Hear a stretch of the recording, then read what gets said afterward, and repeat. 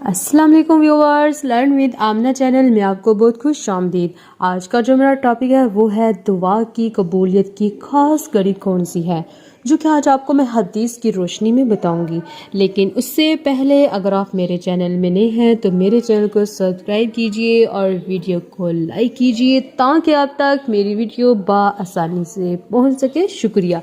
چلتے ہیں اب اپنے مین ٹاپک کی جانب، دعا کو پہلے سمجھ لیتے ہیں کہ دعا کیا ہے۔ دعا کا مطلب ہے پکارنا، طلب کرنا، التجا کرنا، یعنی کہ اللہ کے حضور، اللہ کے آگے گر گرانا، پکارنا، اپنے گناہوں کی معافی مانگنا۔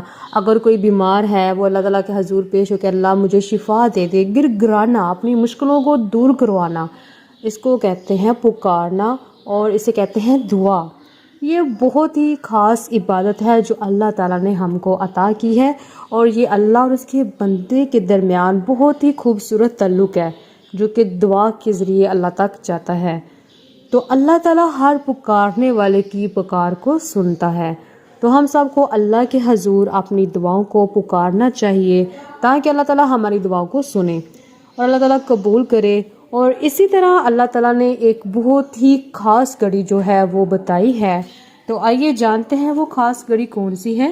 جیسا کہ حضرت محمد صلی اللہ علیہ وآلہ وسلم نے فرمایا، جمعے کے دن ایک ایسی گھڑی ہے کہ کوئی مسلمان اس ساتھ کو پا کر اللہ تعالیٰ سے دعا مانگتا ہے تو اللہ اسے ضرور دیتا ہے، لہٰذا تم اسے عصر کے بعد آخری گھڑی میں تلاش کرو۔ ماشاءاللہ تبارک اللہ، جمعے کے دن ایک خاص گھڑی ہے جو عصر کے بعد آتی ہے، تو حدیث میں حضرت محمد صلی اللہ علیہ وآلہ وسلم نے بتا بھی دیا، اس لیے اب ہمیں چاہیے کہ جمعے والے دن اپنا ایک خاص ٹائم جو ہے وہ عصر کے بعد بنا لیں اور اس گھڑی کی تلاش میں بیٹھ جائیں تاکہ اللہ تعالیٰ ہماری جو مشکلیں ہیں، جو ہماری دعائیں ہیں، اللہ تعالیٰ ان کو قبول کرے۔